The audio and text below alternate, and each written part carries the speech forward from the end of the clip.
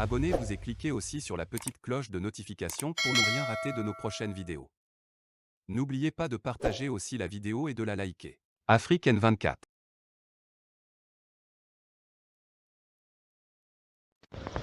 Fopele, bonjour. Au fond, ni sauvedo. J'espère que nous l'ignorons.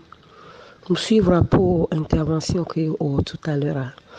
Et me dit ma so enyarika vidéo lemi. Aso odo, ma so susudu so perunti. Et nya patami nya bi nya togoto wa si va nous Olympio. B2, 3 ans. Dès que le premier ministre Nini Kalava du président, il y a Togoba Nigba il y a plus de 60 ans. Et non non m'aider vana Togo to be fike écouto vana si va nous ça ou les colombiens et les terres Togo to nya me domi fafa to o na nu gemi ke vivi si va du kaka pote anyawa nous va ona yawi mi les bosso gemi qui vent de l'est va les décisions de la boule conférence de la boule nya bon 90 mobile de vent de l'est et nous va korea nya no mi ade subo et no mi ade subo RPT dit par tous les moyens bien étouffé nous y avoir mutenwe et mes politiciens et contre vents et marées et horizon amisia me kubi non me kaka il va corrompre élection tout dit à partir de 98 amico be contre na opposition RPT excuse-moi RPT be régime yanda si pas me kubi non na dodo me on kata fiti nya oya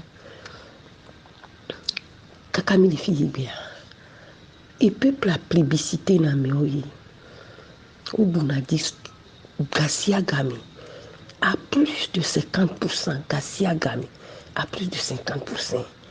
Mi no bureau de vote mi kuna nous qui WhatsApp benya yo bato Facebook to les gens ont envoyé na et nous on a mis au bureau de vote les résultats on a mis en image mi boy miomi te na ni compilé kaka mi nyam ko joy kaka ba ko ni so 2020 ni ba nyam ki bi joy 34% 36% on pata ko attribuer na Jean-Pierre Fabre ben ce n'est pas le chiffre réel qui bi pori 4% to ya ko so ni gbe o mi to cha e cha mo le réel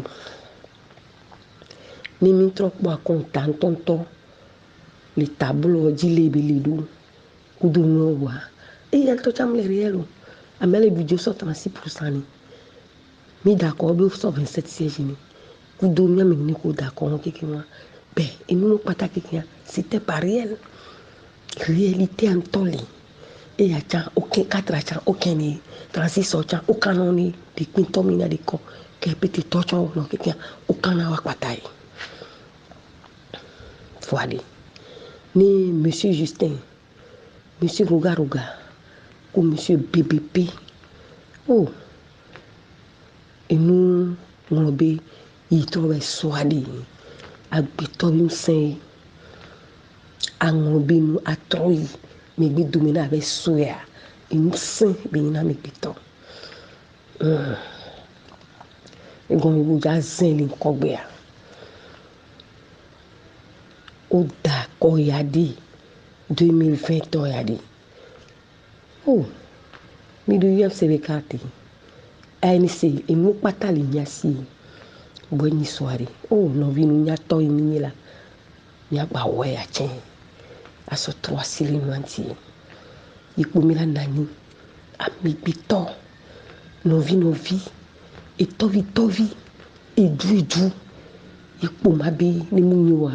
Mais non vi nyoa. Et gbegble béni là. Gbegble ye béni. ku gbangba ebeni mle biono vini ni sobedi oh banem droit gban soli yefi ko ba gban likmema yo pom like ya o ma sona le agban kudomo o la boni pon kaka gban la gin le tanam a kongbera ni gban yo la tonti ba yo ma pe nti mi alo fitukire challenge wari atomi von yo yonela adomi von yo yone mi le nya de bedi adomi von yo yone mu le nya de NC bi mi ame kwa me kuli promi imi lingbo domino mi marché 4 ans le duyami mi dana ko mi wona ndi pe kaka gbe adi enu ko mi wo 2020 ya mi nani sebe mi adi inyira la hwedomi inyira la hwedomi pikinya la patema inyira la hwedomi aucun wana gbe mi cha yi mi gbe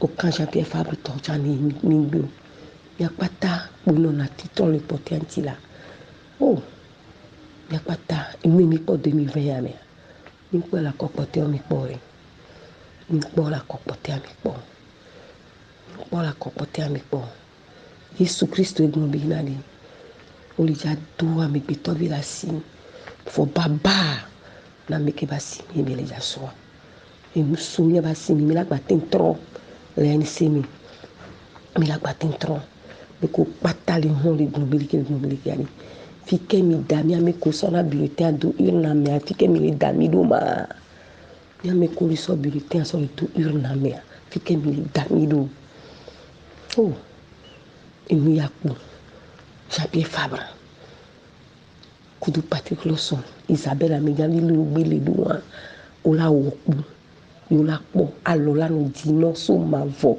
so yi ma vo o edoku ye ma o ke o ti fukwa ni gba ni no bla mi poto ari le gbo ebi na o to wo de gbere gbe bayi nti anu tro jimi nu tro vala nu tro nínú yadi le dudu ve me npa go o le gbe kokokokoko be vitu kike yu po ya le meria yo ale ya rasi tanu la ba so region de Chansovana yo il a ba keke mla e la ba keke ti mi to gagu wari akpa pate ba muna eni bino le ni bino na ntia monsieur BBP monsieur Justin monsieur Roga les milieux wadoa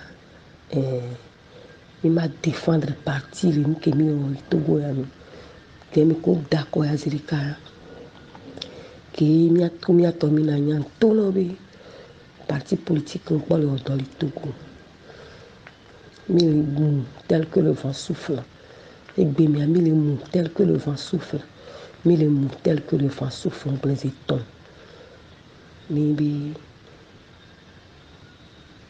mi bi ame ko daya na mi o be yo pula no azipiji ya imi plo wa cha be dara godi ya wa cha trois opposants na mi voile quand mes partis politiques on la va no ani mais si ami la va no dibe no mi tu o la pobi kemi la no igbe mi yari mi li de kankumi le no patani les Jean-Pierre Fabre mo pere mi anti wa ela gbate wo ni miluntia il a gagné meto voa le dibe magnomé koko et me la no gudu no monsieur Justin monsieur BBP bakudo monsieur Roga akpitoni jai les jisia sont les kebilisations meninoa et nous kuli polinko bele janyona yoa et la vanille mirage en plus ça faut peler ne Roga comme monsieur BBP le poya no gro bien be et Jean-Pierre Fabre là yo amola toro rue même l'expérience fait la différence hein. Rue me benya o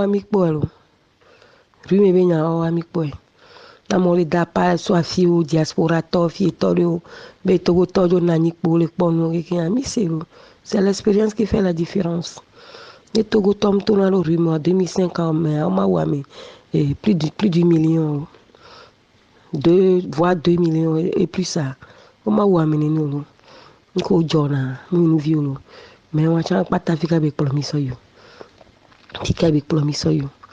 Mi va marcher pendant 4 ans. Et ça mi hoye résultat ori. Wachon la wa bindi koko. Ya molo gwen bébé. Agbe mebe aller voter. Be dans kaka midi a be mi la hop e noa e jirudua. Kaka la po midi a mi da kwa bo keke mi. Jirudua mi la ting hoye. Nya no nya be no vi e mini lo. Ame ko la zikpe a jinto chamu e kento ni na mi. Wo ko lo ro mi aji a wan to so wa ko so e defie mi si mu de togo toy ni. Be jobu me to ni vale mi aji. Wan to so wa ko ni. Be ko lo jawo wa bi so me do ko wa bi viwa. Ele wan to wa bi susu mi. No baba jocha. Yo mi dire viola be kansin no le kin bodo me ya no do. Yi an to po na mi la lo ya ji. Wacha ma ule no mon popo. Yo wa so tro ji mi. No tro kakani. Izan doke le agbe dopo a. E vo en lo. Vo mi nya be ma uya. Ele mi ba hwa ji po. Ele nyona me ya oge na mi koko a. Ma ula o nyona mi. Ya togo violo. Mi le nyano, mi le po kiki. Me ko pata na la ho me kiki ele nyaga mi. Ele togbe mi a. O mi le ya ho me. No to nya janya ka me gan ho pata ogbon na mi se na kiki. O gbe nya yo pata kiki. Gbe ke mi o ya. O gbe kiki. O gbe joko lo be nya ho. O be de puta me o joko wa gbanjo ana mi. Mi on to no vi no vio. Mi o ndo do no. Mi o dokpo. Ri me be gege do an ka ile mo. Ekue. Ekpoe. Ngenge. Afokue. Prisine. Enu yo we. Pa liberté me yo la no. Yo la te o nya we. Ma te o togo jwa pata yo wa. Fiko le wa mo le chami le semi poli ke le ido. Bo. Ele nti blau. Ike bila ba ni do po. Ma upo de kasi po e gani ni. Nya pata mi de jagbagba. Pata mi le mo japi fa ne ba yo. Amodu mo jibe yi pe la tin yo. Ne yo amo egba me kele ja pe ro. Ne japi yo egbe gba mi so ni to mo ja. E dépense susu ke so gun ai. Ni susu de to ke le si be po me ri viri jibe a region so pe bi nya wa ya. Ma te ja odo. Pi ko bodu. Mi nya be home ya de. Itrodi ni home. De mi anti ja o na mi ya. Funi mi le ja po a. E wa. Gake ya. Ne mi le opotikari. Mi no koko nyo so dara ho ya mi. Mi a son ku ya no po kaba. Ni ba so le mi agbo. Wa akpe na mi ko mi be do pata. Akpe na mi. E ya cha mi le wa blogble ke wa. Amo gba le ipe. Kiti chowe ya tonu ya jini so amene ne yo. 137 personnes. Yo ntobo yo viri. Patari. Ya kamitorio qui ve ko poto american kume wa. Wa ki gave présenter be yo ligbe so yo patani na intimidation, influence. Fiko penser à nous avons l'armée. Oh, on a tous les Togo. On a tous les Togori. Tono be yar ko kuye to pata ko gbono pata nsen pe cham le wasio. Amede koko pe ngbo do me na wacha. Ya me wa ke ngbo do me ari. Inu ke la pui poanya. Nke la bobo la mene ya. Ke la bobo la mene po. Wacha la poli ki no ali doa. Sia. Pomo la bia gbemi ni so privo. Parce que on to nyam ke nyavo. Ko bia po dafu. O gblinu. Mi dafu. Au mi gblinu. No tro ingbodo me lo. No tro ingbodo me na fo ni sono. Le gbe ya nyari kpimlisio. E so signale lo. Akpe ko fu ipele. Mi le kame. Akpe lo. Likez la vidéo si ce n'est pas déjà fait. Laissez aussi votre point de vue en commentaire.